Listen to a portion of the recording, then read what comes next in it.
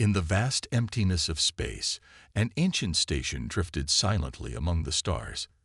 Its exterior blended perfectly with the cosmic background, hidden by technology so advanced that even the most sophisticated scanners of the modern galaxy would pass right through it. Inside this marvel of engineering lived a being who had watched civilizations rise and fall across countless millennia. The being, who thought of herself as Rose, wasn't human, nor was she like any other known species in the galaxy. Her form shifted between solid and energy at will, a perfect fusion of organic life and technology.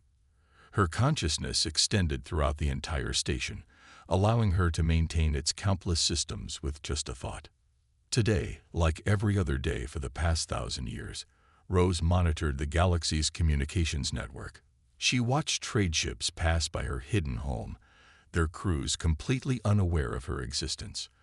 Through her advanced sensors, she observed their conversations, their conflicts, and their dreams. Another war brewing in the Outer Rim, she noted to herself, watching as military vessels gathered near the border of human space. The younger races were always fighting about something: resources, territory, or simple misunderstandings. Rose had seen it all before, countless times. The station hummed softly around her, its ancient systems running as perfectly as the day they were built. Rose moved through its corridors, her form glowing with a soft blue light that reflected off the pristine white walls. She passed by rooms filled with technology that would seem like magic to even the most advanced civilizations of the current era. In the central observatory, Rose created a holographic display of the nearby sector. Red dots showed human ships, blue ones represented the Galactic Alliance vessels, and green marked the independent traders. She had watched humanity's rise with particular interest over the past few centuries. Unlike other species, humans had a unique way of solving problems. They thought outside established patterns. Warning: anomalous reading detected, the station's system announced. Rose turned her attention to a small research vessel that had strayed from its planned route. The ship was human-made, operating alone in this less-traveled sector of space. Rose watched as the ship's sensors swept the area. For a moment, she felt something she hadn't experienced in centuries: concern. The human vessel's scanning pattern was unusual, more thorough than standard procedures would dictate. "Adjust cloaking field parameters," Rose commanded. The station's systems responded instantly, strengthening the illusion of empty space around them. But the human ship didn't move on as others had always done before. Instead, it began a series of systematic scans, each one more focused than the last. Rose observed the ship's lone occupant through the station's sensors.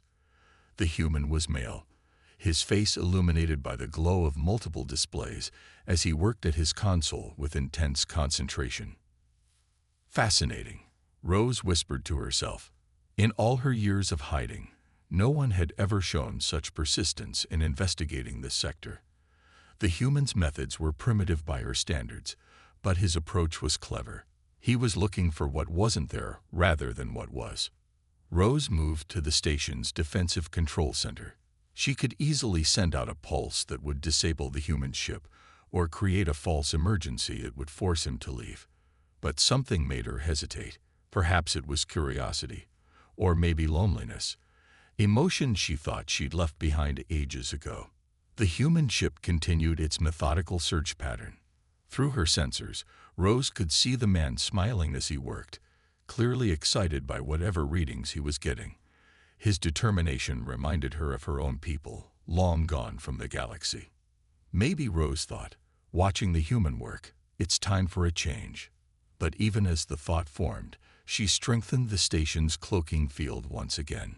She had maintained her solitude for thousands of years. One curious human wouldn't change that. Little did Rose know that this encounter would mark the beginning of the end of her hidden existence, and the start of something entirely new. James Walker rubbed his tired eyes as he stared at the sensor readings for the 100th time. Something wasn't right about this sector of space, and he knew it. His small research vessel, the Starseeker, had been mapping this region for the past week when he first noticed the strange energy patterns. "Computer, run diagnostic scan Delta 7 again," he commanded, reaching for his third cup of coffee. The ship's basic AI complied, sending another wave of scanning beams into what appeared to be empty space. James had learned to trust his instincts during his 15 years of deep space exploration, and right now, those instincts were screaming at him. The readings came back, and James leaned forward in his chair. There it was again. A slight delay in the return signal, barely lasting a microsecond. Any other explorer would have missed it, written it off as normal space interference. But James had seen something similar once before, near an old cloaking field testing site. "Computer, overlay all scan results from the past 6 hours," he ordered. The holographic display lit up with multiple layers of data. James stood up and walked around the floating image, studying it from different angles. Normal space didn't behave like this. The patterns were too regular, too perfect. His ship suddenly shuddered, the lights flickering briefly. James rushed back to the controls, checking his systems. The navigation computer was showing errors, claiming they were off course despite being stationary. The Star Seeker's engines hummed as they automatically tried to correct their position, but according to all readings, they hadn't moved at all. "Now that's interesting," James muttered, switching off the automatic navigation. Years of experience had taught him that when technology started acting strange, there was usually a reason. He began manually plotting the points where his navigation system had glitched over the past hour. The pattern that emerged made him smile. The errors formed a perfect circle, about 20 kilometers in diameter. Whatever was causing this had to be at the center of that circle. James guided his ship closer to the center point, watching as his instruments became increasingly unreliable. "Computer, switch to manual control only. Disable all automatic systems," he commanded. The ship's AI protested with a series of warnings, but James overrode them. He'd learned long ago that sometimes you had to trust human intuition over machine logic. As he approached the center of the anomaly, James noticed something else. The stars behind what should have been empty space seemed to shift slightly, like looking through water. Most people would have blamed tired eyes, but James knew better. He was looking at the most sophisticated cloaking technology he'd ever encountered. Pulling out an old-fashioned paper notebook, something his colleagues often teased him about, James began sketching out possibilities. If this was a cloaked object, it had to have some way of maintaining its hidden state. That meant energy signatures, no matter how well disguised. "Computer, scan for tachyon particles," he ordered, remembering an old theory about advanced cloaking techniques. The results were negative, but James noticed something else: a complete absence of normal background radiation in a specific area. In space, nothing was ever completely empty of radiation. "Found you," he whispered, marking the spot on his charts. Whatever was hiding here wasn't just using a cloak. It was bending the very fabric of space around itself. The technology required for such a feat was far beyond anything currently known to humanity or the Galactic Alliance. James began calculating a way to safely approach the hidden object. Direct movement would probably trigger defensive systems, but if he could match the frequency of the cloaking field. He spent hours working out the math by hand, double-checking each calculation. Finally, he looked up at the seemingly empty space before him and smiled. "Let's see what you're hiding," he said, engaging his engines according to the carefully plotted course. The Star Seeker moved forward slowly, its systems aligned to match the anomaly's energy signature. As his ship crossed the invisible boundary, James Walker became the first person in thousands of years to see what lay hidden in this forgotten corner of space. The moment James' ship passed through the cloaking field, his jaw dropped. Before him stood a massive space station, its architecture unlike anything he had ever seen. The structure seemed to flow like liquid metal, its surface shimmering with an inner light that defied explanation. His ship's systems went completely dark, then reactivated with a soft hum. A gentle force pulled the Star Seeker toward what appeared to be a docking bay. James felt no fear. Whoever had built this place could have destroyed his ship instantly if they wanted to. Instead, They were inviting him in. The docking process was automatic and smoother than any he'd experienced. As his ship settled into place, James checked his environment readings. The station's atmosphere was perfectly matched to Earth standard. He grabbed his basic exploration kit, more out of habit than necessity, and headed for the airlock. The station's interior was even more impressive than its exterior. Corridors of gleaming white material stretched in every direction, lit by a soft light that seemed to come from the walls themselves. James walked forward, his footsteps echoing in the silence. "Welcome, explorer," a voice said, seemingly coming from everywhere at once. A form materialized in front of him, a being of swirling light and energy that gradually took on a more solid appearance. "I am Rose." James managed to keep his voice steady as he replied, "I'm James Walker. I apologize for intruding on your space." He noticed that Rose's form seemed to shift constantly, never quite settling on a single shape, yet somehow maintaining a presence that felt distinctly feminine. "You are the first to find me in 3,000 years, Rose said, moving closer. "Your method of penetrating my cloaking field was unexpected. Most interesting." Her voice carried a hint of amusement. "The field wasn't perfect," James explained, his scientific curiosity overcoming his awe. "It created a pattern of absolute emptiness that stood out against the natural background radiation of space. Nature abhors a vacuum. Even in space, there's always something there." Rose's form brightened slightly. "Ah, you noticed that. Most species rely too heavily on their technology. They trust their sensors more than their own observation skills. But you used both." As they talked, Rose led James through the station. Each new area they entered responded to her presence, systems activating and displays coming to life. She explained that she was the last of her kind, a race so advanced they had chosen to step back from galactic affairs and simply observe. "But why hide completely?" James asked. "Your people could have helped so many others with your knowledge." Rose's form dimmed slightly. "We tried that once, long ago. The results were catastrophic. Young civilizations given advanced technology often destroy themselves or others. We learned that observation without interference was the wiser path." James thought about humanity's own history, about how technological advances had often led to new weapons and wars. "I understand the concern," he said, "but complete isolation, isn't that just another form of interference? By withholding all contact, you're still affecting how other species develop." Rose paused, her form swirling more rapidly as she considered his words. "That is a perspective I hadn't considered. In all these years of watching, perhaps I'd forgotten the value of direct dialogue." Their conversation was interrupted by a sudden alert. Rose's form expanded, merging with the station's systems. "Your arrival has had an unexpected consequence," she said, her voice now carrying a note of concern. "The energy signature from your method of entry. It created a ripple in the cloaking field. Others have noticed." James moved to a nearby display, watching as multiple ships appeared on the long-range sensors.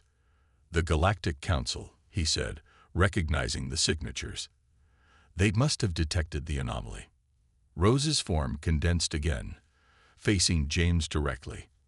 "I have a decision to make," she said, "and very little time to make it. Tell me, James Walker, if you were in my position, what would you do?" The human explorer looked at the ancient being before him, understanding the weight of the moment. The galaxy was about to change, one way or another. Warning alerts flashed across the station's displays as more ships emerged from hyperspace. The Galactic Council's fleet grew larger by the minute, their vessels taking up positions around the newly discovered station. Rose's hidden sanctuary was hidden no more. "They're forming a containment pattern," James noted, studying the tactical display. He recognized the standard council procedure for securing unknown technology. Multiple species, at least 6 different ship designs. They're not taking any chances. Rose's luminescent form pulsed with increased activity. "Their sensors are becoming more focused. The council has brought their best detection equipment." Her voice carried a note of admiration despite the situation. "They're using methods I haven't seen before." The first transmission arrived, broadcast on all frequencies. "Unknown station. This is Admiral Vex of the Galactic Council Security Fleet. You are in violation of multiple Council regulations regarding unauthorized stations in neutral space. Prepare for boarding and inspection." James watched as Rose interfaced with her station's systems, her energy forms spreading through the control centers. "They don't understand what they're dealing with," he said. "Your technology is far beyond their comprehension. It could be dangerous in the wrong hands." "Agreed," Rose replied, her voice coming from multiple locations at once. "But a direct confrontation would force me to reveal capabilities I'd rather keep hidden." She materialized beside James again. "Perhaps there's another way." More ships arrived, these bearing the markings of independent worlds and corporate interests. News of the discovery had spread faster than expected. James recognized mining vessels, research ships, and more than a few that were obviously disguised military craft. "The situation is deteriorating," Rose observed. "These new arrivals are not bound by Council protocols. They will be more aggressive in their approach." As if to prove her point, several of the corporate ships began powering up their scanning equipment. James pulled up the station's star charts, mind racing through possibilities. "We need to move the station," he suggested. "Can you maintain the cloak while traveling?" "Yes, but they would track the distortion wake now that they know what to look for." Rose expanded a section of the map.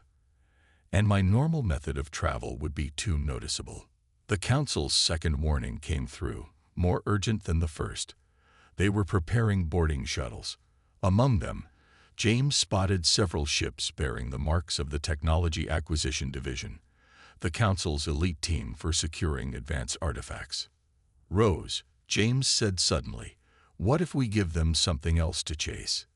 He quickly explained his plan, drawing on his years of experience with Council procedures.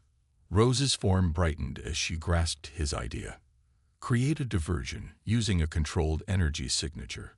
Yes, that could work, but it would require precise timing. They worked quickly, James's understanding of Council protocols combining with Rose's mastery of her technology. As they prepared, more ships continued to arrive. The space around the station was becoming crowded with vessels from every major power in the galaxy. Energy spike detected. The Council's warning blared across all channels. Unknown technology activating. All ships, maintain safe distance. Rose initiated the first phase of their plan. A burst of energy erupted from the station's outer ring, carefully calibrated to match the readings the Council would expect from ancient technology activating. As predicted, the gathered ships backed away, their sensors focused on the energy burst. "Now," James said, and Rose began the real operation. While the fleet's attention was diverted, the station's true cloaking system shifted into a different frequency, one that would appear as normal space distortion to their sensors. The corporate ships broke formation first, racing toward the energy signature. The Council fleet moved to intercept them, exactly as James had predicted. In the chaos that followed, Rose's station began to move, its passage hidden by the natural phenomena James had helped her modify. But as they slipped away from the gathering fleet, both James and Rose knew this was just the beginning. The galaxy now knew something ancient and powerful had been discovered. The pursuit wouldn't end here, it was only changing form. "Where to now?" James asked, watching the fleet grow smaller on their rear sensors. Rose's form swirled thoughtfully. "Somewhere we can prepare for what comes next.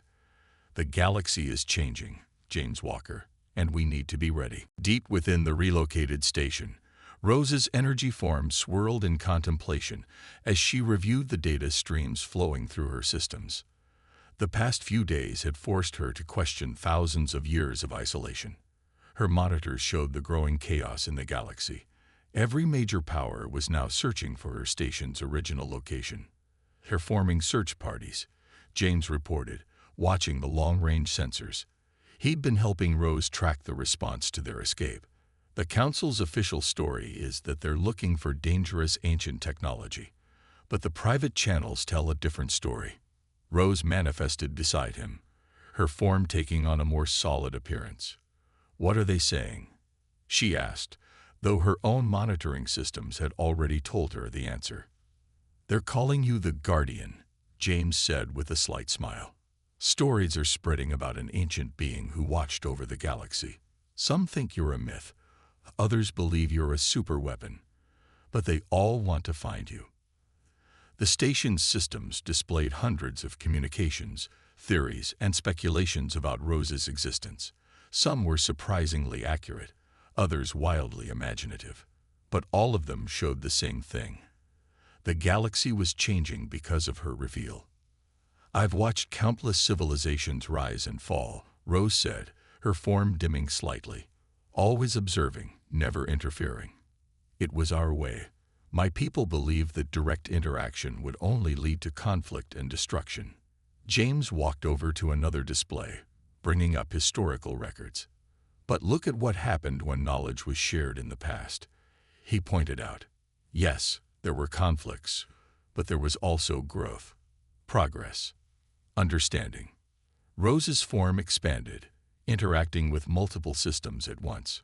She displayed scenes from her vast database, times when advanced civilizations had uplifted others, both the successes and the failures. "The risk is significant," she noted. "Once knowledge is shared, it cannot be taken back." "Maybe that's not the point," James suggested. "Maybe the real question isn't whether to share knowledge, but how to share it responsibly." Rose paused, her energy patterns shifting as she processed this perspective. The station's systems responded to her contemplation, displays showing various possible futures based on her choice. She had run these simulations countless times over the millennia, always concluding that isolation was the safest path. But now, watching James study the data with such earnest curiosity and care, she began to see another possibility. "Your species," she said, "humans, you've surprised me. Despite your technological limitations, you think in ways I hadn't considered." "We're good at that," James replied with a gentle laugh. "Finding new ways to look at old problems. It's kind of our specialty." Rose's form condensed, becoming more defined. "I've made so many observations over the centuries, gathered so much knowledge. Perhaps it's time to do more than just watch." The station's alerts suddenly flashed. Another Council search fleet was passing nearby. Rose automatically strengthened their cloaking field, but the action felt different now. Instead of the usual comfort of hiding, she felt a strange reluctance. "They're looking in the wrong direction," James noted, studying the fleet's search pattern. "But they're not giving up. The galaxy knows something's out there now. They'll keep searching until they find answers." Rose moved through her station, reviewing millennia of collected data. She had watched civilizations destroy themselves with power they weren't ready for, but she had also seen species overcome their limitations and grow beyond her expectations. The galaxy was different now than when her people had chosen isolation. "A middle path," she said finally, her form brightening. "Not complete revelation, but not total hiding either. A gradual sharing of knowledge, carefully chosen for those ready to receive it." James nodded, understanding the weight of her decision. "It won't be easy," he warned. "Once you start interacting with the galaxy, everything will change." "Yes," Rose agreed, her form pulsing with new purpose. "But perhaps change is exactly what's needed. For them, and for me." The station's systems began to reconfigure, preparing for a new role in the galaxy. The age of pure observation was ending. The time for guided interaction was about to begin. The station's warning systems activated suddenly, filling the command center with urgent alerts. Multiple ships had dropped out of hyperspace, their weapons already charged and targeting systems active. This wasn't a search party, it was an assault force. "Galactic Council Special Operations Fleet," James identified, watching the tactical display. "They must have tracked our energy signature from the last jump." He counted at least 30 warships, arranged in an attack formation. Rose's form expanded throughout the station's systems, her energy signature pulsing with increased activity. "They're using quantum detection arrays," she noted, "far more advanced than what they showed before. They've been hiding their true capabilities." The first shots came without warning. High-powered scanning beams designed to penetrate cloaking fields. Rose's defenses deflected them easily, but the attack revealed the station's outline for a brief moment. "Unknown station." A new voice broadcasted. "This is Commander Rex of the Council's Special Operations. Our scanning confirms you possess restricted technology. Surrender and prepare for boarding, or we will take necessary action." James moved to the station's communication array. "I need to contact Earth," he said urgently. "There are human ships in range that could help us." Rose granted him access, and he began transmitting encoded messages to nearby human space. The Council ships launched their first actual attack, a coordinated barrage of energy weapons. Rose's defensive systems absorbed the impacts without strain, but she chose to let the shots visibly impact the station's outer shields. "Letting them think they're having some effect?" James asked, understanding her strategy. "Yes," Rose replied, her form simultaneously managing multiple station systems. "But we can't maintain this facade for long. They're already adapting their attack pattern." The next wave came from all directions: missiles, energy beams, and what appeared to be experimental weapons designed specifically for penetrating ancient defenses. Rose dealt with each threat efficiently, but now she allowed some of her true capabilities to show. Energy tendrils extended from the station, neutralizing incoming missiles with precise beams of light. Shield harmonics shifted faster than the Council's weapons could adjust, and countermeasures disabled several attacking ships without destroying them. "Impressive," James said, watching the display. "But you're still holding back." "The goal is not to destroy them," Rose responded, her voice calm despite managing the intense battle. "Just to show them that their current approach is inadvisable." New alerts sounded, more ships arriving. But these weren't Council vessels. The human fleet had responded to James's call, led by the flagship Defender. They took up positions around Rose's station, weapons armed. "This is Admiral Thomas of the Earth Defense Force," a new voice announced. "The Council is in violation of multiple treaties by attacking an unknown entity without provocation. Stand down immediately." The battle paused as the Council fleet reassessed the situation. Rose used the moment to demonstrate more of her defensive capabilities, creating a visible energy field around the station that crackled with barely contained power. "Their tactical officers are detecting energy readings beyond their classification scale," James reported, monitoring the Council's communications. "They're starting to realize what they're really dealing with." Rose's form consolidated into a more focused manifestation. "Perhaps it's time for a more direct demonstration." The station's systems responded to her will, and suddenly every Council ship found their weapon systems temporarily offline. "This station has existed since before your civilizations learned to travel between stars." Rose's voice broadcasted to all ships. "I chose to remain hidden, but now I choose to interact. Attack if you wish, but understand that what you've seen is less than a fraction of my capabilities." The Council fleet held position, their commanders clearly struggling with the decision. Finally, Commander Rex's voice returned, now notably more diplomatic. "Perhaps we could discuss this situation through proper channels." James couldn't help but smile as he watched the Council ships power down their weapons. The human fleet maintained their protective formation, but the immediate crisis had passed. "A reasonable suggestion," Rose responded to the Council. "But this time, we will meet as equals, not as hunter and prey." The standoff had ended, but as James watched both fleets settle into diplomatic positions, he knew this was just the beginning of a much larger change in the galaxy's power structure. 3 months after the confrontation, Rose's station had become the most important diplomatic hub in the galaxy. The once hidden sanctuary now hosted representatives from every major civilization, though access to its various levels was carefully controlled. James walked through the newly created diplomatic wing, nodding to various ambassadors as he passed.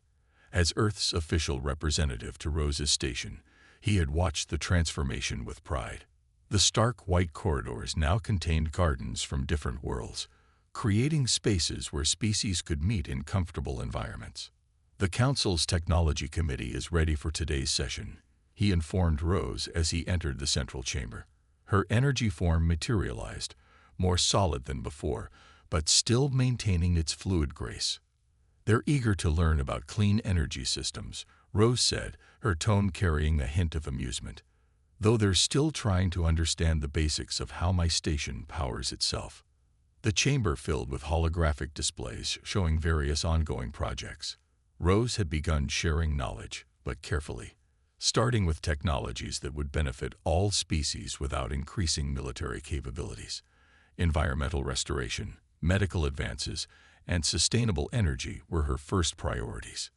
The mining corporations are still pressuring their governments, James reported, reviewing the latest intelligence.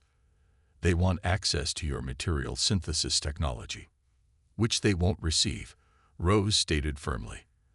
They must first understand why unlimited resources without proper social development would be devastating to their economies. A soft chime indicated the arrival of the day's first diplomatic session. Representatives from 12 species filed into the chamber, their faces showing varying degrees of awe, despite having attended multiple meetings before. Rose had designed the room to be impressive, but not intimidating, a careful balance she maintained in all her interactions. Welcome, she greeted them, her form brightening. Today we'll discuss the implementation of the atmospheric restoration projects on your worlds. The displays shifted to show environmental data from various planets. James watched as Rose guided the discussion, sharing knowledge while encouraging the representatives to find their own solutions. She had learned that direct answers often prevented species from developing crucial problem-solving skills. Your approach is working, he told her later, after the session ended. They're starting to work together instead of competing.